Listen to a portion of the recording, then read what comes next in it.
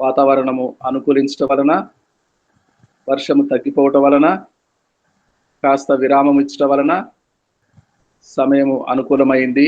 దేవునికి మహిమ కలుగును గాక. యాకోబయ్య గారు వాక్య పరిచర్య చేయండి. ఓకే గారు.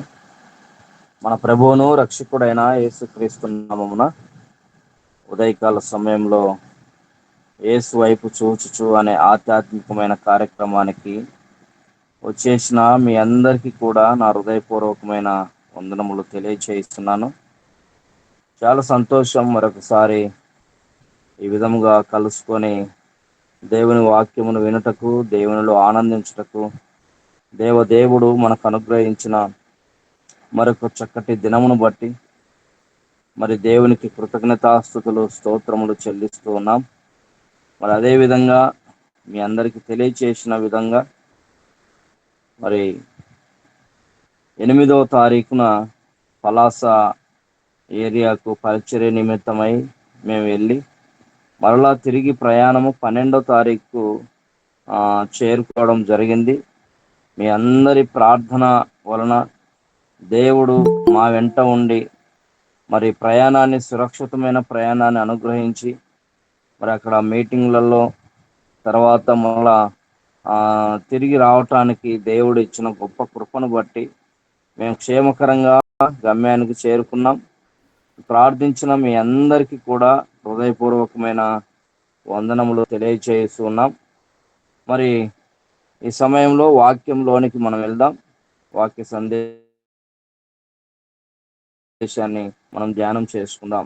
హెబ్రీలకు రాసిన పత్రిక 4వ అధ్యాయము 3వ వచనాన్ని మనం చదువుకుందాం.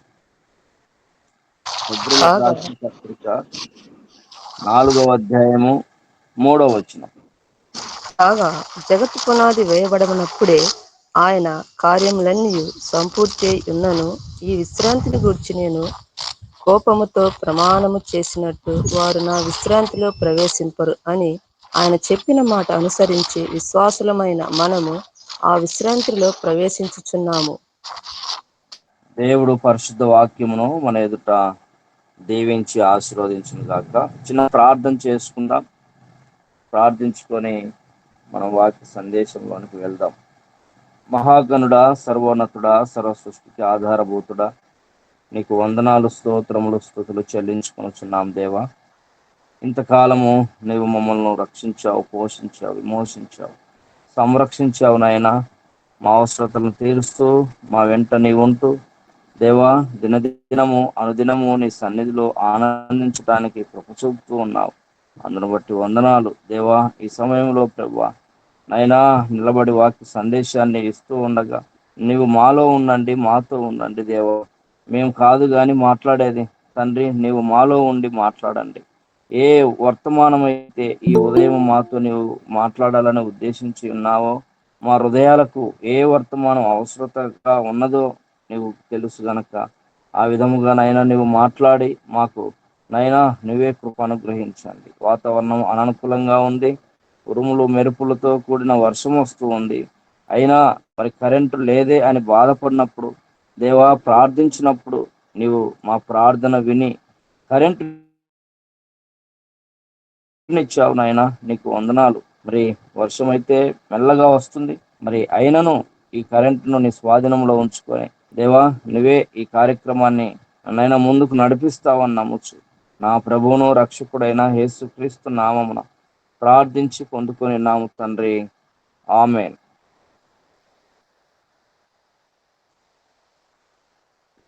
మన ప్రభువును రక్షకుడైన యేసుక్రీస్తు నామమున కూడి వచ్చిన మీ అందరికీ మరొకసారి నా హృదయపూర్వకమైన వందనములు తెలియచేస్తున్నాను.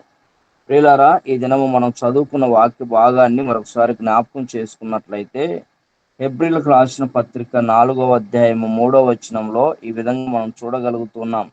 కాగా జగత్పునాది వేయబడినప్పుడే ఆయన కార్యములన్నీ సంపూర్తి అయి ఉన్నను, ఈ విశ్రాంతిని గూర్చి నేను కోపముతో ప్రమాణము చేసినట్టు వారు నా విశ్రాంతిలో ప్రవేశింపరు అని ఆయన చెప్పిన మాట అనుసరించి విశ్వాసులమైన మనము ఆ విశ్రాంతిలో ప్రవేశించుచున్నాము.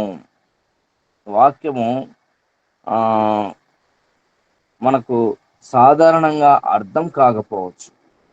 ఒకసాటేమో విశ్రాంతిలో ప్రవేశింపలేరు అని ఉంది. కింద లైన్కి వచ్చేసరికి విశ్వాసులమైన మనము ఆ విశ్రాంతిలో ప్రవేశించుచున్నాము అని రాయబడి ఉంది. మరి ఎవరు విశ్రాంతిలో ప్రవేశించలేకపోతున్నారు? ఎవరు విశ్రాంతిలో ప్రవేశించగలుగుతున్నారు? ఈ రెండు మనము మరి కొద్ది నిమిషాలు ధ్యానం చేసుకుందాం. మొదటిగా మనము విశ్రాంతి అనే పదాన్ని మనం అర్థం చేసుకునే రీతిగా ప్రయత్నం చేద్దాం. విశ్రాంతి అంటే చాలా మంది ఏమనుకుంటారంటే మరి మృతి పొందిన తర్వాత, చనిపోయిన తర్వాత విశ్రాంతిలోనికి వెళ్ళిపోయారు అనే మాట అంటారు. ఆ విశ్రాంతి వేరండి. అది మరి శారీరకమైనటువంటి మరణము సంభవించినప్పుడు వారు వెళ్ళే విశ్రాంతి వేరు. అయితే ఇక్కడ ఆధ్యాత్మికమైన విశ్రాంతిలోనికి మనం వెళ్ళాలి. ఆధ్యాత్మికమైన విశ్రాంతిలోనికి మనం వెళ్ళాలి. దాని గురించి ఈ దినము మనం మాట్లాడుకుంటున్నాం. ప్రియులారా, మరి ప్రతి మానవుడు కూడా, భూమి మీద ఉన్న ప్రతి మానవుడు కూడా ఒక తపన, ఒక ఆలోచన, ఒక ఆరాటం ఏంటి అని అంటే, ప్రతి మనిషి కూడా నెమ్మదిగా బ్రతకాలి. ప్రతి మనిషి కూడా నెమ్మదిగా బ్రతకాలి, ప్రశాంతంగా ఉండాలి, విశ్రాంతి తీసుకోవాలి. ఒక ఏజ్ వచ్చిన తర్వాత, ఇంకా 60 ఏళ్ళు 70 ఏళ్ళు వచ్చిన తర్వాత, రిటైర్మెంట్ అయిన తర్వాత విశ్రాంతి తీసుకోవాలని చెప్పి ఎంతో ప్రయత్నం చేస్తుంటారు. ఈ విషయం మనందరికీ తెలుసు. ప్రతి మానవుడు కూడా తల్లి గర్భము నుండి బయటపడిన నాటి నుండి ఈ లోకములో ఎంతో మరి శ్రమలు అనుభవిస్తూ ఉంటారు. శ్రమలు అనుభవిస్తూ తర్వాత అనేకమైనటువంటి రోగాలతోనూ, ఇరుకు ఇబ్బందులతోనూ, తర్వాత వేదనతోనూ మరి అనుభవిస్తూనే ఉంటారు. అయితే వీటన్నిటికీ రిలీఫ్గా, వీటన్నిటిని మరి వీటన్నిటిని దాటి ప్రశాంతంగా బ్రతకాలి అని చెప్పి మరి మానవుడు ఎంతగానో భూమి మీద ప్రయత్నం చేస్తూ ఉంటాడు. ఉంటాడని ఎందుకు అంత ప్రయాసపడుతున్నారు అని అంటే, చాలామంది అంటారు, ఫ్యూచర్లో మనము ప్రశాంతంగా బ్రతకాలి అని అంటే, నెమ్మదిగా బ్రతకాలి అని అంటే ఇప్పుడే 10 రూపాయలు వెనకేసుకోవాలి అని అంటారు. అందుకనే మనం చూస్తూ ఉంటాము ఎల్ఐసీలని, పాలసీలని, తర్వాత ఇంకా చాలా రకాలైనటువంటి పొదుపులు ఇలాంటి చేసుకుంటూ ఉంటారు. ఇవన్నీ ఏంటంటే, ఒక ఏజ్ వచ్చిన తర్వాత, ఒక వయసు వచ్చిన తర్వాత నెమ్మదిగా బ్రతకాలి, విశ్రాంతి తీసుకోవాలి, ఇంట్లో ఉండాలి, హాయిగా బ్రతకాలి అనే తపన. అయితే ప్రియులారా, ఒక విషయాన్ని మనం ఇక్కడ ఆగి కొద్ది నిమిషాలు ఆలోచిస్తే, మనము మరి ఎక్కడ కూడా మానవునికి విశ్రాంతి లేదండి. ఏ వయసు వారికి కూడా విశ్రాంతి లేని పరిస్థితి. మరి ఉద్యోగం చేసిన వాళ్ళని అడగండి, ఉద్యోగాలు అయిపోయిన తర్వాత ప్రశాంతంగా ఇంట్లో రిటైర్మెంట్ అయి కూర్చున్నప్పుడు, ఏంటి అండి మీరు నెమ్మదిగా ఉన్నారా? మరి ఉద్యోగం చేసేటప్పుడు ఉరుకుతా ఉన్నారు, పరుగులు ఎడుతూ ఉన్నారు, టైం సరిపోక అటు ఇటు మరి అయిపోతా ఉంది, నెమ్మది లేని పరిస్థితి. ఇప్పుడు అయిపోయింది, ఉద్యోగం అయిపోయింది కదా, రిటైర్మెంట్ తీసుకున్నారు కదా, మరి ఇంట్లో ప్రశాంతంగా ఉన్నారా, హాయిగా ఉన్నారా అని అంటే, వాళ్ళని ఒకసారి కదిలిస్తే వాళ్ళ పరిస్థితులు ఎంత దారుణంగా ఉంటాయంటే అంత దారుణంగా ఉంటాయి. కారణం ఏంటంటే, ఏమేమో సమస్యలు. పెద్ద కొడుకు ఒక సమస్య తెస్తాడు, చిన్న కొడుకు ఒక సమస్య తెస్తాడు, కూతుర్లో ఒక సమస్య తెస్తారు, ఇట్లా ఫ్యామిలీ పరంగా ఎన్నో సమస్యలు ఉంటాయండి. రెండోది, వారి ఆరోగ్య పరిస్థితులు అన్నీ కూడా మరి అప్పుడున్నట్టుగా ఉండవు. ఇప్పుడు మార్పు చెందుతూ ఉంటాయి, రోగాలు వచ్చేస్తూ ఉంటాయి. షుగర్ అని, బీపీ అని, థైరాయిడ్ అని, ఇంకా ఏమేమో మరి రకరకాల రోగాలు వస్తాయి. టోటల్గా ఈ దినము మనం నేర్చుకోవాల్సింది ఏంటనంటే, మానవుడు మరి నెమ్మది లేని స్థితిలో ఉన్నాడు. ఎందుకు నెమ్మది లేని స్థితిలో ఉన్నాడు అనే దాని గురించి ఈ దినం మనం కొన్ని మాటలు నేర్చుకుందాం. ఒక విషయం మనం గమనించినట్లయితే, ప్రసంగి 6వ అధ్యాయము 3వ వచనంలో మనం అక్కడ ఒక మాటను మనం అక్కడ చూస్తామండి. తీయండి ప్రసంగి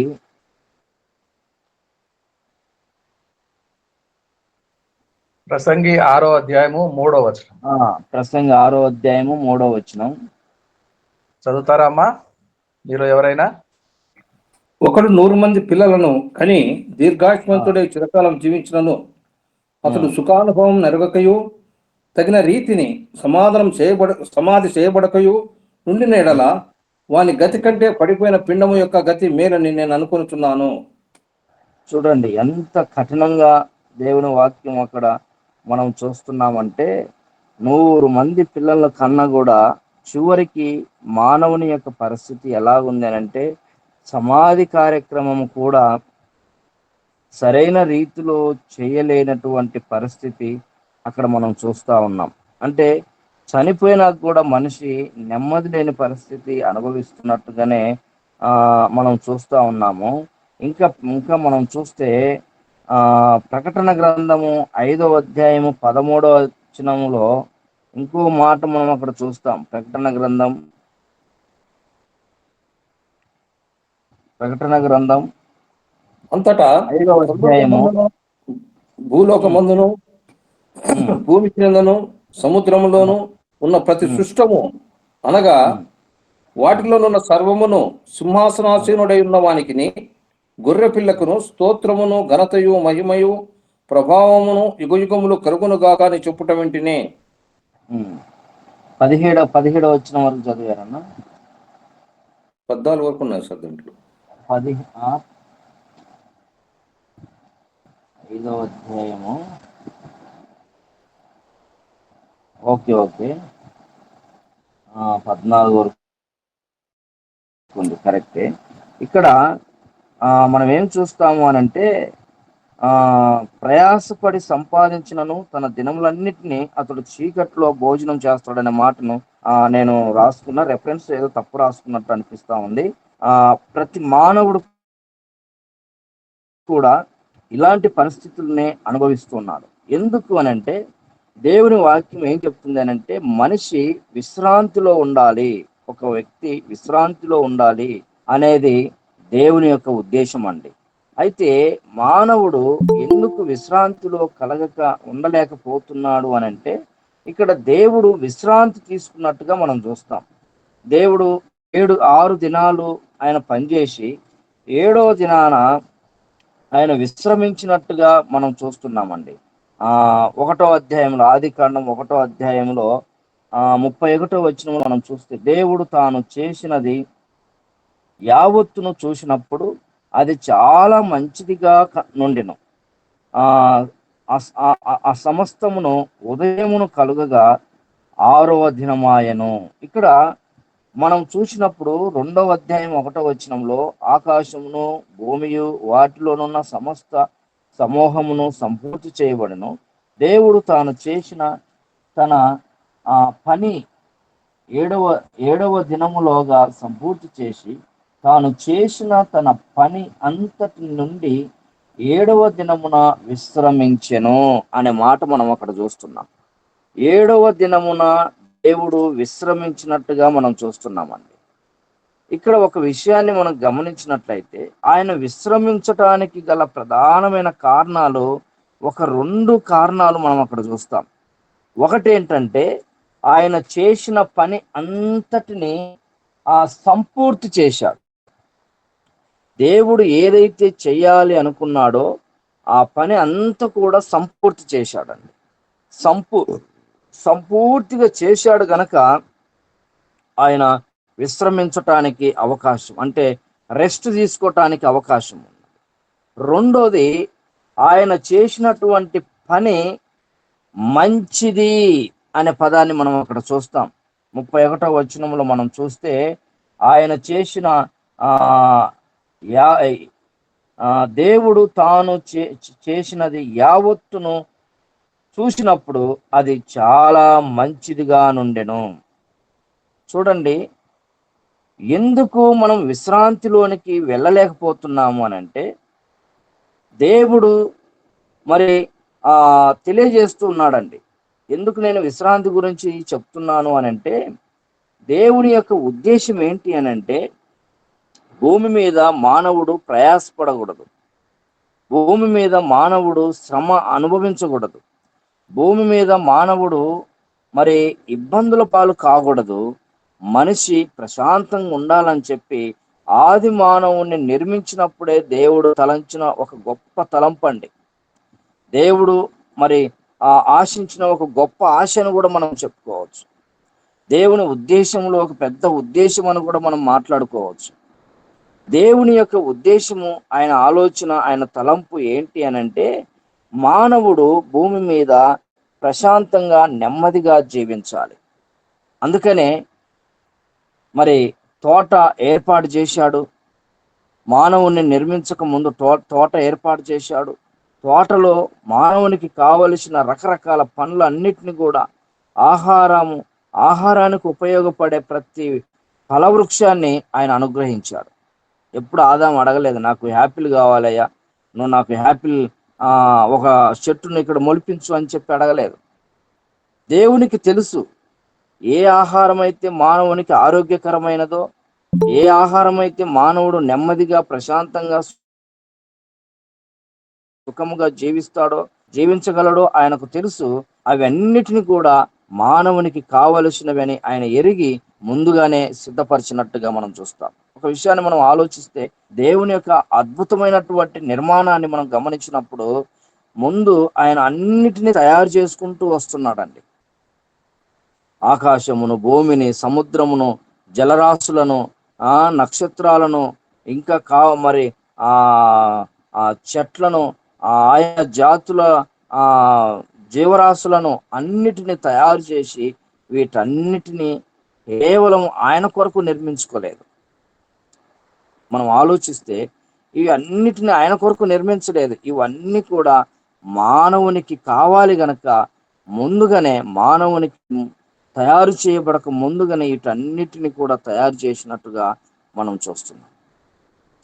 ప్రియులారా, ఇంత శ్రమ, ఇంత వర్క్ చేయాల్సినటువంటి పనేంటి అని అంటే, మానవుడు భూమి మీద ప్రశాంతంగా బ్రతకాలి, నెమ్మదిగా బ్రతకాలి మరి అని దేవుని యొక్క ఉద్దేశం. అయితే మానవుడు ఎందుకు నెమ్మదిగా బ్రతకలేకపోతున్నాడు, ఎందుకు ఆరోగ్యంగా ఉండలేకపోతున్నాడు, ఎందుకు తన జీవితంలో మరి అనేకమైన అలజడులు, అనేకమైన పెనుతుపానులు, అనేకమైనటువంటి సమస్యలు, ఇబ్బందులు మనం చూసినప్పుడు, కొన్ని కుటుంబాలను మనం పరిశీలన చేస్తే, కొన్ని కుటుంబాలను దర్శించినప్పుడు, ప్రార్థన చేయటానికి వెళుతున్నప్పుడు, వారి సమస్యలు తెలియజేస్తున్నప్పుడు చాలా విపరీతమైనటువంటి బాధ కలుగుతూ ఉంటుందండి. ఇలాంటి పరిస్థితి మరి ఎందుకు వస్తుంది అని అంటే, తమ జీవితంలో వారు ఎంచుకున్నటువంటి దిశ మొట్టమొదటిగా మంచిగా ఉండకపోవడం వల్ల, రెండోది వారు ఏదైతే చేయాలనుకున్నారో అది సంపూర్తిగా చేయకపోవడం వల్ల. ఇక్కడ దేవుడు నెమ్మదిగా ఆయన విశ్రాంతి తీసుకోవటానికి ప్రధానమైన కారణం ఏంటనంటే, ఆయన చేసినటువంటి ఈ సృష్టి యావత్తు అంతా కూడా అక్కడ మనం చూసినప్పుడు చాలా మంచిదిగా ఉన్నది. ఇది మానవుని జీవితంలో చాలా ఇంపార్టెంట్ అండి. మనం ఎంచుకోవాల్సిన త్రోవ మంచి త్రోవను ఎంచుకోవాలండి. మనం నెమ్మదిగా ప్రశాంతంగా విశ్రాంతిలోనికి మనం వెళ్ళాలి అని అంటే, ఆత్మీయ విశ్రాంతి అండి. విశ్రాంతి అనగా మరలా మరణమును గురించిన విశ్రాంతి కాదండి, దానిలోకి మనం వెళ్ళకూడదు. ఇప్పుడు ఆత్మీయ విశ్రాంతిలోనికి మనం వెళ్ళాలి. ఆత్మీయ విశ్రాంతి అని అంటే ఒక మాటను మీకు తెలియజేయాలి. మరి ఇశ్రాయేలు ప్రజలతో దేవుడు మాట్లాడుతున్నప్పుడు ఆయన ఏమంటాడనంటే, మీరు నా విశ్రాంతిలోనికి ప్రవేశించలేరు అనే పదాన్ని మనం చూస్తాం అక్కడ. ఒకవేళ అనుకుంటాను, కీర్తన గ్రంథం 95వ అధ్యాయంలో అనుకుంటాను ఆ మాట. ఒకసారి చూద్దాం. కీర్తన గ్రంథం 95వ అధ్యాయము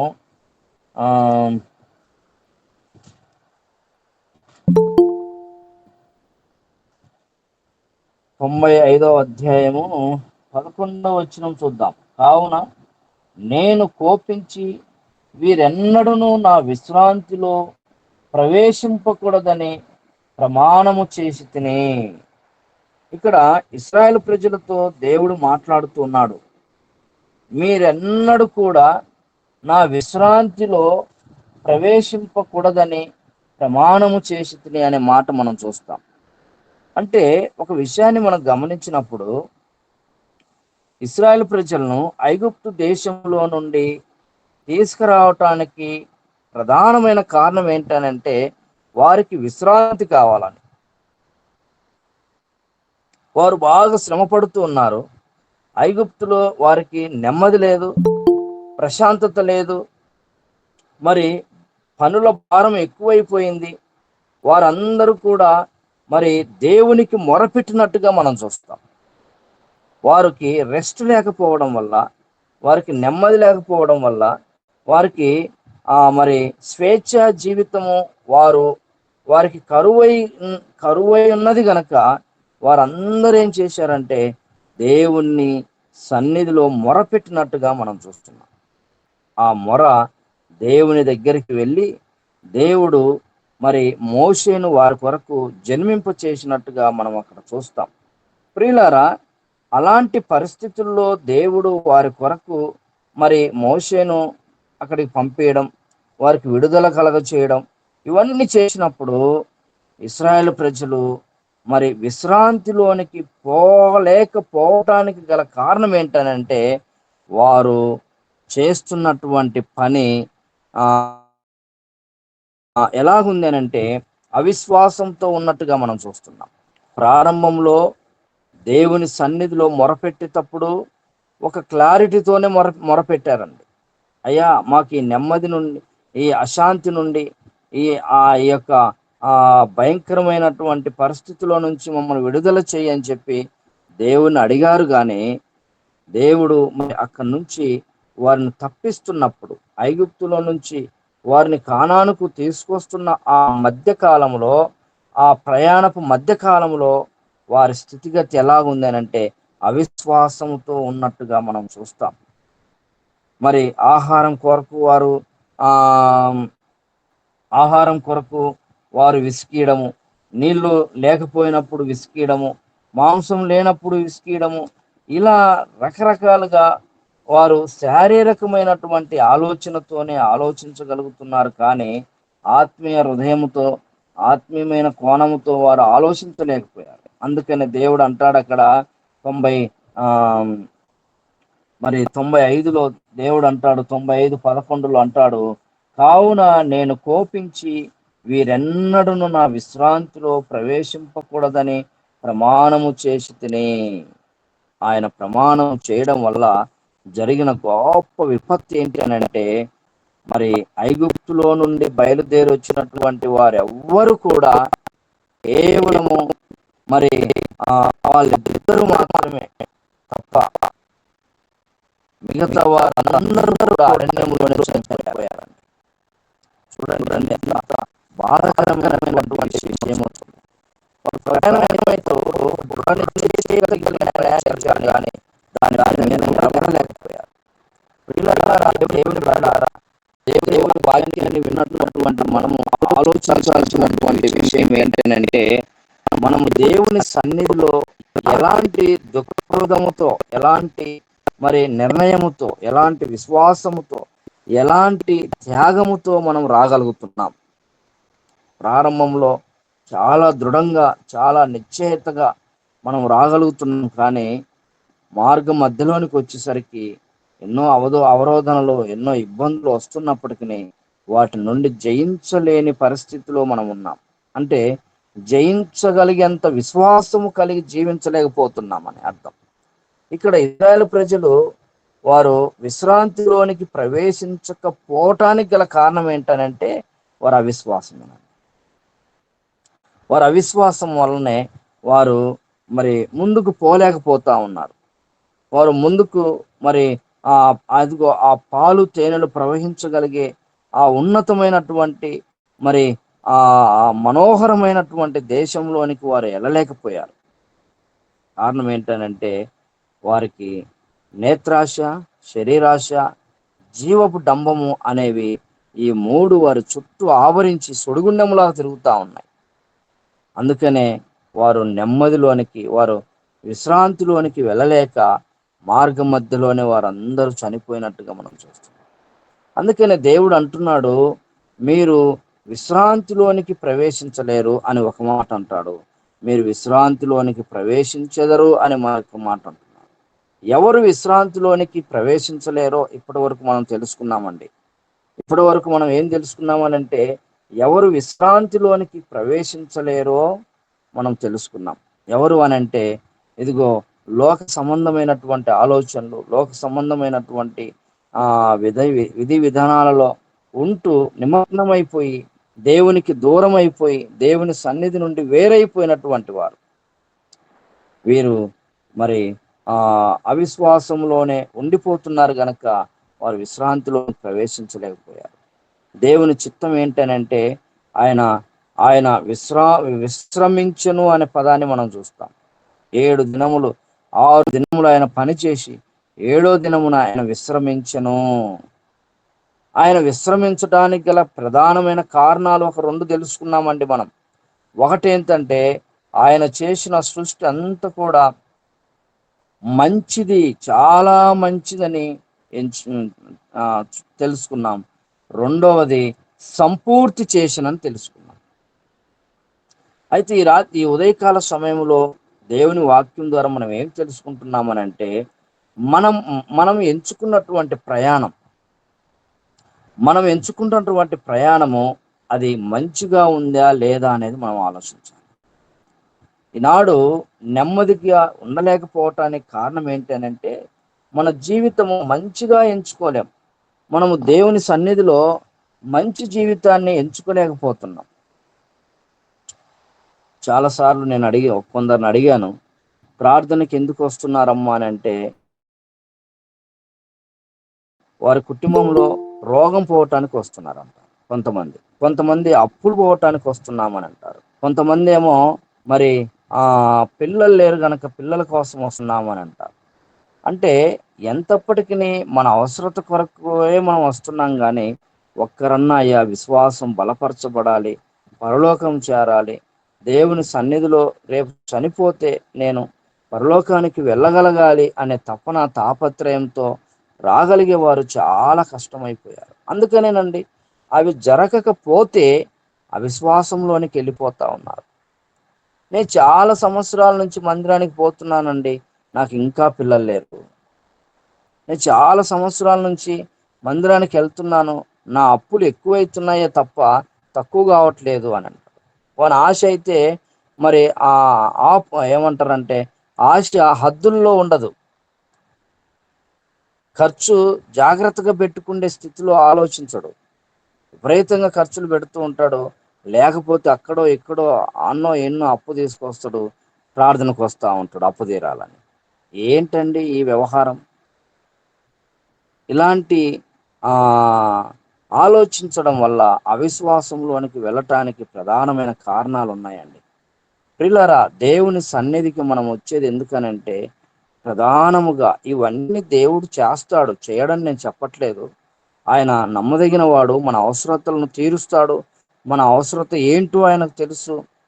ఆయన మన ప్రతి అవసరతను తీర్చడానికి మన ముందు ఉన్నాడు దేవుడు. కానీ మన ప్రధానమైన బేసిక్ ఏంటి అనంటే, ఈటి కోసం కాదు, తూచ్యమైన వాటి కొరకు మనము పరుగులేడకూడదు, తూచ్యమైన వాటి కొరకు మనం ఆలోచించకూడదు. శాశ్వతమైన దేవుని రాజ్యం కొరకు, నిరంతరము జీవించగలిగే దేవుని యొక్క రాజ్యం కొరకు మనం ప్రయాణం చేయాలి. దేవుని సన్నిధిలో మనం ప్రయాణించాలి. దాని కొరకు మనం ఎప్పుడైతే ఎదురు చూస్తుంటామో, దాని కొరకు మనం ఎప్పుడైతే పరిగెడుతుంటామో, దేవుడు సమస్తమును మన విశ్వాసం పరిమాణమును బట్టి చేయగలుగుతాడండి. ఇది నా జీవితంలో నిజంగా నేను అనుభవించగలిగినటువంటి ఒక గొప్ప ప్రక్రియ. దేవుడు మన విశ్వాస పరిమాణమును బట్టి మనకు మేలు చేయటానికి ఆయన సిద్ధంగా ఉంటాడు. అందుకని ఈ మధ్య కాలంలో మనం పాట కూడా వింటాం కదా, మేలు చేయక నీవు ఉండలేవయ్యా, ఆరాధించక నేను ఉండలేనయ్యే పాట కూడా మనం ఆ, ఆ, ఇప్పుడు వింటూ ఉంటాం.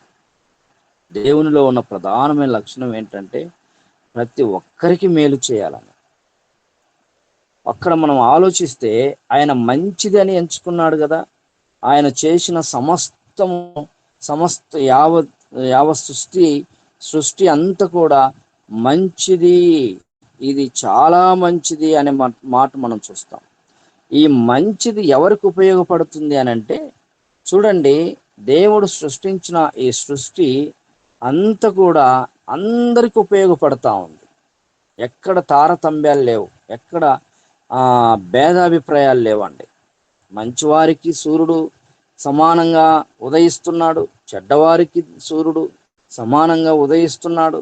మంచివారికి అదే టయాన అస్తమిస్తున్నాడు, చెడ్డవారికి కూడా అదే టయాన అస్తమిస్తున్నాడు. దీనికి కారణం ఏంటనంటే ఆయన ఆయన అందరినీ కూడా సమానముగా భూమి మీద ఆయన సృష్టిని అనుభవించటానికి అవకాశం ఇచ్చాడు. మనకెందుకు విశ్రాంతి దొరకట్లేదనంటే మనం స్వార్థపరులం. ఎంత స్వార్థపరులం అంటే, మనం ఏదన్నా చేయగలిగితే ప్రార్థనకు వచ్చే వారికే మనం ఏదన్నా చేస్తాం. ప్రార్థనకు రాని వారు ఉంటారు కదా మన పక్కన, మన ఇంటి పక్కనో అక్కడో ఇక్కడో ఉంటారు కదా, వారితో మనం మాట్లాడకూడదు అంటాం. మాట్లాడకూడదు, వారు మందిరానికి రారు కదా, వారు వేరే వేరే వాళ్ళు కదా, వాళ్ళతో మనము ఉండకూడదు అని అంటారు. వాళ్ళతో మనం మాట్లాడకూడదు, వారికి దూరంగా ఉండాలి అని అంటారు. అలా ఆ విధమైనటువంటి ఆ వ్యత్యాసం చూపడం వల్ల ఎన్నో సమస్యలు వస్తాయి. వారితో స్నేహం చేయాలి, వారితో కలిసిపోవాలి, అవసరమైతే వారి పండగలకు కూడా వెళ్ళాలి, వారి పండగల్లో కూడా పాల్గొనాలి. అంటే పూజలు పునస్కారాలు కాదు, కానీ మనం వారితో ఫ్రెండ్షిప్ చేస్తూ ఎలా చేయాలని అంటే, ఒక మాట సామెత తెలుగులో ఉంది, ఏంటనంటే 6 నెలలు వారితో స్నేహం చేస్తే వారు ఈరైతారంట, ఈరు వాళ్ళైతారంట. అంటే ఎంతప్పటికీ మన యొక్క ప్రణాళిక, మన ఆలోచన ఎలాగుండాలని అంటే, వారిని ఎలాగైనా మన వైపు, అంటే నిజదేవుని వైపు, రక్షణ గురించిన సువార్త వైపు వారిని తీసుకురావాలనే ఆలోచనతో మనం స్నేహం చేయాలి. అలాంటి ఆలోచన ఎప్పుడైతే మనలో కలుగుతుందో, నిజంగా దేవుని రాజ్యమును కట్టడానికి, దేవుని యొక్క రాజ్యం కొరకు అనేకులను సిద్ధపరచడానికి అవకాశం ఉంటుందండి. ఇక్కడ మనం చూస్తే మానవుడు ఎప్పుడు ఆ విశ్రాంతిలోనికి ప్రవేశిస్తారు అని అంటే, మనము దేవుని వాక్యంలో చూస్తాము. మత్తయి సువార్తలో ఆయన ఒక మంచి మాటను చెప్తాడండి. ప్రయాసపడి భారం మోసుకొనుచున్న సమస్త జనులారా నా యొద్దకు రండి, మీకు విశ్రాంతి కలగ చేస్తాను అంటాడు. మానవునికి ఎప్పుడు విశ్రాంతి కలుగుతుంది అని అంటే, మనము దేవుని యొద్దకు వెళ్ళినప్పుడు, అంటే దేవుని సన్నిధిలోనికి మనం వెళ్ళినప్పుడు, ఆయన దగ్గరికి మనం ఎప్పుడైతే వెళ్తామో ఆయన మనకు విశ్రాంతి ఇవ్వటానికి సిద్ధంగా ఉన్నారు. ఎందుకంటే ఆయన విశ్రాంతి ఆయన దగ్గర ఉన్నది గనక. ప్రియులారా, ఈ ఉదయకాల సమయంలో దేవుని యొద్దకైతే పోలేకపోతున్నాం, కానీ ఇంకా ఎక్కడికైనా పోతామండి. హాస్పిటల్కి వెళ్ళి ఎన్ని డబ్బులైనా ఖర్చు పెడతాం రోగం నయం కావటానికి, కానీ మోకాల్లోని దేవా, ఫలాని వ్యాధి చేత, ఫలాని బాధ చేత, ఫలాని రోగం చేత నేను ఇబ్బంది పడుతున్నానయ్యా, నా కొరకు నువ్వు నైనా స్వస్థత నీవు తండ్రి అని చెప్పి దేవుని పాదాల దగ్గర మనం అడగలేని పరిస్థితిలో మనం ఉన్నట్టుగా మనం చూసుకోవాలి. కనుక ప్రియులారా, ఉదయకాల సమయంలో ఎవరు విశ్రాంతిలోనికి వెళతారు అని అంటే, మొట్టమొదటిగా ప్రయాసపడుతున్నవారు, భూ సంబంధమైన వాటి కొరకు ప్రయాసపడుతున్నవారు, భూమి మీద నెమ్మదిగా బ్రతకాలని ఎన్నో తప్పించిపోతున్నటువంటి వారు, దేవుడు పిలుస్తున్నాడు వారిని. ప్రయాసపడి భారం మోసుకొనుచున్న సమస్త జనులారా నా యొద్దకు రండి. తారతమ్యాలు లేవండి, ఎత్తులు తగ్గులు లేవండి. ఎదుగో మీరు ప్రార్థనకు వస్తున్నారు కదా, మీరు మాత్రమే రండి, వాళ్ళు రావట్లేదు కదా, వాళ్ళని పంపించేయండి అని చెప్పి దేవుడు అంటం లేదు. ప్రతి ఒక్కరిని ఆయన పిలుస్తున్నాడు. ఆయన దగ్గరికి మనం వస్తే దేవుడు మనకు విశ్రాంతిస్తాడు. అప్పుడు మనం ఆయన విశ్రాంతిలో మనం ఉంటామండి. అప్పుడు మనం ఆయన విశ్రాంతిలో ఉంటాం. దేవుని దగ్గరికి ఎప్పుడైతే మనం వస్తామో అప్పుడు మనం ఆయన విశ్రాంతిలో ఉంటాం. ప్రియులారా, ఎక్కడున్నాం మనం? ఎలాంటి స్థితిలో ఉన్నాం? మనకు ఎందుకు విశ్రాంతి లేదు? ఎందుకు నెమ్మది లేదు? 60 ఏళ్ళు దాటి కూడా 70-80 సంవత్సరాలు వృద్ధాప్యంలో కూడా ఈనాడు మరి మానవుడు ప్రయాసపడుతూ ఉన్నాడు. కారణం ఏంటంటే ఆయన యుద్ధకు రాకుండా ఎక్కడెక్కడికో ఆలోచించడం, ఏదో ఎక్కడి నుండో విశ్రాంతి పొందుకోవాలని. ప్రియులారా, మనం గమనిద్దాం. ఆనాడు ఇశ్రాయేలు ప్రజలు మరి ఎందుకు వారు విశ్రాంతిలోనికి ప్రవేశించలేకపోయారు? వారు మార్గ మధ్యలోనే ఎందుకు చనిపోయారు? మరి యెహోషువ, కాలేబు వారు మాత్రమే ఎందుకు వెళ్ళారు అని అంటే, వారు వీరు అందరూ ఒకే ప్రయాణం చేశారు, కానీ వారి ప్రయాణము వేరుగా ఉంది, వీరి ప్రయాణము వేరుగా ఉందండి. వారి ప్రయాణమేమో మరి విశ్వాసంతో నడుస్తూ ఉంది, వీరి ప్రయాణమేమో అవిశ్వాసంతో నడుస్తాం. ఒకే దారి, ఒకే ప్రయాణం, ఒకే విధానమైనటువంటి ఆలోచన. వారు కూడా ఎర్ర సముద్రాన్ని దాటారు, వీళ్ళు ఎర్ర సముద్రాన్ని దాటారు. వారు మన్నాను తిన్నారు, వీరు మన్నాను తిన్నారు. వారు బండ నుండి నీళ్లు తాగారు, వీరు కూడా తాగారు. కాలేబు, యెహోషువ వీరు కూడా తాగారు. కానీ కానానుకు వారు మాత్రమే వెళ్ళగలిగారు, కానీ వీరు వెళ్ళలేరు. కారణం ఏంటంటే వీరిలో అవిశ్వాసం ఉంది, వారిలో విశ్వాసం ఉంది. బలమైన శూరులు ఎదురైనప్పటికీ, గొప్ప గొప్ప వారు మరి ఎదురైనప్పటికీ వారి ముందు నా దేవుని ముందు వీరెంత అని చెప్పగలిగారు. కానీ వీళ్ళేమో అమ్మో వారు మహా మరి 8%, వారు చాలా లావు కలిగిన వారు, బలం కలిగిన వాళ్ళు, వాళ్ళ ముందు మనం నిలవలేము అని చెప్పి మిగతా 10 మంది సాక్షి మాట్లాడినట్టుగా మనం చూస్తాం. ప్రియులారా, మన విశ్వాసము, మన జీవితము, మన యొక్క ఆత్మీయ నావ ఎలా ముందుకు వెళుతుందో మనం ఆలోచించుకోవాలి. మన దేవుడు మనం శ్రమల్లో ఉండాలని ఆయన కోరుకోవట్లేదండి, సమస్యల్లో ఉండాలని ఆయన కోరుకోవట్లేదు, అశాంతిగా బ్రతకాలని ఆయన కోరుకోవట్లేదు, మనం ఇరుకుల్లో పడాలని ఆయన కోరుకోవట్లేదు. ఇవన్నీ కోరుకునేది ఎవరు అనంటే సాతానే. మనం ఏం చేస్తున్నామనంటే మన హస్తాలను తీసుకెళ్లి సాతాను హస్తంలో కలుపుకొని ఇలాంటి సమస్యలన్నిటికీ గురి అవుతున్నాం. దేవుని దగ్గరికి వచ్చి అలుగుతా ఉన్నాం, దేవుడు నాకు ఈ పని చేయట్లేదు, ఆ పని చేయట్లేదు, దేవుడు ఉంటే ఇదే జరిగేది నాకు అని చెప్పి ఆయన మీద ఎన్నో నెపాలు వేస్తున్నాం. కానీ మన దేవుడు ఏమంటున్నాడంటే, ప్రయాసపడుతున్న నీవు నా యొద్దకు రా అని ఆయన చేతులు చాపి ఆయన పిలుస్తూ ఉంటే, ఆయన యొద్దకు మనం పోకుండా ఎక్కడికో వెళితే ఎలా వస్తుందండి? ఇలా ఈ ఉదయకాలమైన మనం ఆయన విశ్రాంతిలో మనం ప్రవేశించాలని అంటే యేసయ్య యొద్దకు మనం వెళ్ళాలి, ఆయన దగ్గర మనము నేర్చుకోవాలి, ఆయన దగ్గర మనం విశ్వాసంతో ముందుకు సాగాలి. దేవుడు మన జీవితాల్లో గొప్ప కార్యాలు చేస్తాడు. ఇంతవరకు మనం ఎక్కడున్నామో, ఎలాంటి పరిస్థితుల్లో ఉన్నామో, ఎలాంటి ఆలోచనలో ఉన్నామో, మరి ఎలాంటి స్థితిగతుల్లో మనం ఎదుగుతూ ఉన్నామో, నలుగుతూ ఉన్నామేమో, దేవుడు ఈరోజు ఈ ఉదయము ఒక మంచి స్వరంతో పిలుస్తున్నాడండి. మెల్లని స్వరంతో ఆయన మనల్ని అందరినీ పిలుస్తూ ఉన్నాడు, నా యొద్దకు రండి, నా యొద్దకు రండి. ఎవరిని పిలుస్తాడు నా యొద్దకు రండి అని? ఆయన యొద్ద ఎవరైతే లేరో వాళ్ళని పిలుస్తున్నాడండి. ఆయన యొద్ద ఎవరైతే లేరో, ఎవరైతే లోకంలో ఉన్నారో వారిని ఆయన పిలుస్తూ ఉన్నాడు. లోకం వైపుకు మన మైండ్ త్రిప్పుకొనక దేవుని దగ్గరికి మనం రాగలిగితే ఆయన ఇవ్వగలిగిన మొట్టమొదటి గిఫ్ట్ ఏంటంటే మనకు విశ్రాంతినిస్తాడు. ఎంతమందికి కావాలంటే విశ్రాంతి? ఎంతమందికి కావాలి నెమ్మది? ఎంతమందికి కావాలి ఆ ప్రశాంతమైనటువంటి, ఆ మనోహరమైనటువంటి ప్రదేశం?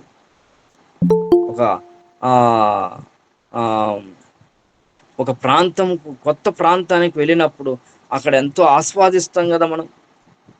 దేవుడు నిన్ను అలాంటి ప్రదేశంలో ఉంచాలని ఆయన ఆశపడుతున్నాడు. ఆయన యొద్దకు రాగలుగుతావా? ఆయన యొద్దకు రావటానికి సిద్ధంగా ఉన్నామా? అయితే మన హృదయము శుద్ధీకరింపబడాలి. మన హృదయము దేవునికి ఇష్టంగా ఉండాలి. అప్పుడే మనం ఆయన యొద్దకు పోగలుగుతాం. యాత్రికుని ప్రయాణం ఆ చరిత్ర మనం చూసినప్పుడు చాలా అద్భుతం వేస్తూ ఉంటుంది. మన జీవితంలో కూడా మరి దేవుని యొద్దకు పోగలిగే తపన, తాపత్రయము, మరి ఆ విశ్వాసము మనలో ఉంటే దేవుడు మన జీవితంలో గొప్ప మేలు చేస్తాడు. దేవుడి మాటలు దీవించి ఆశీర్వదించును గాక. ఆమేన్. ఆమేన్. ఆమేన్. సిస్టర్ ఆగ్నేస్ గారు మీరున్నారా? సిస్టర్ ఆగ్నేస్ గారు చిన్న సాక్ష్యం చెప్తారు. ముగింపు ప్రార్థన చేసుకొని ఈరోజు చక్కని వాక్య సందేశం విన్నాము. సిస్టర్ ఆగ్నేస్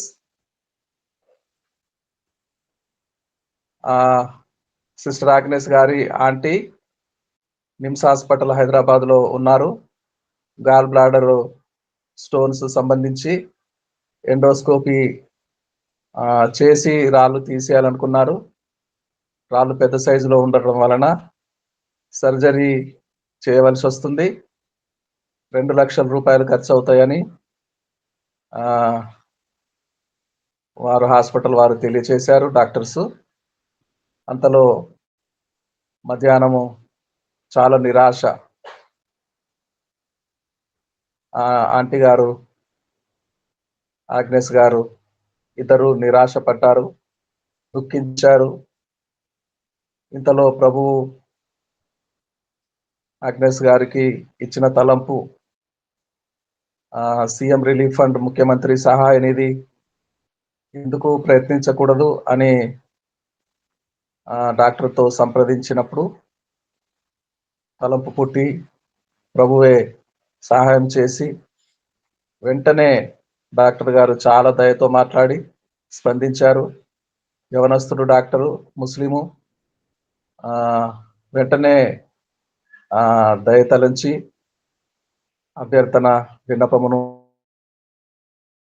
మన్నించి 1 గంటలోనే, సిస్టర్ ఆగ్నేస్ గారు చెప్తున్నారు, 1 గంటలోనే అప్రూవల్ వచ్చింది. డాక్టర్ గారే సంప్రదించారు, 2 లక్షల రూపాయలు అప్రూవల్ వచ్చింది. 2 రోజుల్లోగా ఆపరేషన్ చేస్తాము, సర్జరీ చేస్తాము అన్నారు డాక్టర్స్. ఆ తలంపు పుట్టటమే, వెంటనే సఫలమవటమే దేవుడు చేసిన గొప్ప కార్యం. ఇక సంతోషంగా ఒప్పుకొని సీఎం రిలీఫ్ ఫండ్ దొరుకుతుంది, అప్రూవల్ వచ్చింది అని, దేవుడు సహాయం చేశాడని మనందరికీ కృతజ్ఞతలు తెలియచేస్తున్నారు సిస్టర్ ఆగ్నేస్ గారు. మనందరికీ ప్రార్థించిన వారందరికీ ధన్యవాదములు చెప్తున్నారు, థ్యాంక్స్ చెప్తున్నారు. యేసుని పిలుపు వినియోనింకా యోచింపారేలా, యేసుని పిలుపు యోచింపారేలా, అవనిలో అగచాట్ల పాలైనా, అవనిలో అగచాట్ల పాలైనా, ఆపదు శాంతి ఆత్మకు ఇలలో, రండి రండి యేసుని యొద్దకు రమ్మనుచున్నాడు. ప్రయాసపడి భారము మోయువారలు, ప్రయాసపడి భారము మోయువారలు, ప్రభుని చెంతకు పరుగిడి వేగమే, ప్రభుని చెంతకు పరిగిడు వేగమే, రండి రండి యేసుని యొద్దకు రమ్మనుచున్నాడు. ఎవరిని రమ్మనుచున్నాడు? యేసయ్య యొద్ద లేని వారిని, లోకములో ఉండే వారిని, నశించుచున్న వారిని రమ్మని పిలుస్తున్నాడు యేసు. ఆయన ఇచ్చు విశ్రాంతి పొందుకోవటానికి, నెమ్మది పొందుకోవటానికి, ప్రశాంతతను పొందుకోవటానికి రండి. మనము కూడా లోకంలో ఉన్నాం కదా, అలసిపోయి ఉన్నాం కదా, ప్రయాసలు భారము మోసుకొని ఉన్నాం కదా, మన భారమెల్లా బాపి మనకు విశ్రాంతినిచ్చే యేసయ్య యొద్దకు, ఆయన పాదాల యొద్దకు, పరమ గురుని యొద్దకు పరుగులు పెట్టుకుంటూ వేగమే రండి రండి యేసుని యొద్దకు రమ్మనుచున్నాడు. జాన్సన్ గారు చిన్న ప్రార్థన చేస్తారు. తెలుగు సభ ఇత్తడితో ముగించుకుందాము. జాన్సన్ గారు ప్రార్థన చేస్తారా? పరిశుద్ధురాలైన నీకే స్తోత్రం ప్రభువానికి వందనాలయ్యా. గొప్ప దేవుడా, మహాదేవుడా, నన్ను చేసేలాగే ఉందన్నా నా తండ్రి, నా ప్రియ ప్రభువానికి నీకే స్తుతి స్తోత్రం ప్రభా. అయ్యా నీ వాక్యం చదువుతుంది, నీ మాట చదువుతుంది అయ్యా. భారం ముగిస్తున్న సమస్య అంటారా నాన్న, నీ యుద్ధం మాత్రమే విశ్రాంతి దొరుకుతుందని ప్రభునైనా అయ్యా. ఇదిగో నా తండ్రి, నా ప్రియ ప్రభు, మా యావత్తు భారమంతా కూడా ప్రభు, మా సమస్యలు ప్రతిదీ కూడా ప్రభునైనా నీ దగ్గర మాత్రమే చెప్పుకోవటానికి, నీ దగ్గరే సమాధానము శాంతి నన్ను ఉందని ప్రభు, నీ దగ్గర మాత్రమే నిగూఢమై ఉన్నదని ప్రభు మేము ఇంకా తెలుసుకోవటానికి, నీ మీద ఆధారపడటానికి సహాయం చేయించాం. భౌతికపరమైన ప్రభు, ఈ లోక జీవితాన్ని జయించే శక్తి ప్రభు, నేను విజయం ఇచ్చే శక్తి ప్రభు నీ పాదాల దగ్గర మాత్రమే ఉందని ప్రభు మరొకసారి తెలియజేస్తాం. అందులో బట్టి నీకు పొందడం ఇదిగో నాయన ప్రభు, నాయన ఈ లోకం వైపు చూడకుండా, సమస్య వైపు చూడకుండా, నాయన ప్రభు శ్రమ వైపు చూడకుండా ప్రభు నీ వైపు చూసే ఇంకా గొప్ప ఆత్మ జీవితం మీలో ఉన్న మా అందరికీ దయచేయమని నీకే మహిమ ఘనత స్తుతులు స్తోత్రం తెలుపుకుంటున్నాను. ఈ గొప్ప ప్రార్థన ఈ పాద సంధి చేర్చుకోమని యేసు నామములో స్తుతించి అడిగి వేడుకుంటున్నాను తండ్రి. ఆమేన్. ఆమేన్, ఆమేన్. వాక్యం విన్నాము, వినిపించిన వారికి కృతజ్ఞతలు తెలియజేస్తున్నాము. పాస్టర్ యాకోబు గారు, దేవుడు మిమ్మల్ని మీ పరిచయంగా దీవించి విస్తరింపచేయును గాక. ఆశీర్వాదం విడుదల చేస్తారా పాస్టర్ యాకోబు గారు? ఓకే గారు. మన తండ్రి అయిన దేవుని కృపయు, కుమారుడైన యేసు క్రీస్తు ప్రేమయు, పరిశుద్ధాత్మ సన్నిధి సహవాసము కూడి వచ్చిన మనందరికీ సదా తోడైండును గాక. Amen, amen, amen. Amen, amen. Praise Lord. అందరికి వందనాలండి, అందరికి వందనాలు. అందరికి వందనాలండి. God bless you all my dear friends. ఇంతటితో తెలుగు సభ ముగించుటకు సంతోషిస్తున్నాము. ఇప్పుడు హిందీ సభ ఆరంభిస్తున్నాము. आइए विश्वनाथ प्रसाद जी तैयार हैं हमारे बीच में हिंदी सभा आरंभ करने ओपनिंग प्रार्थना के साथ।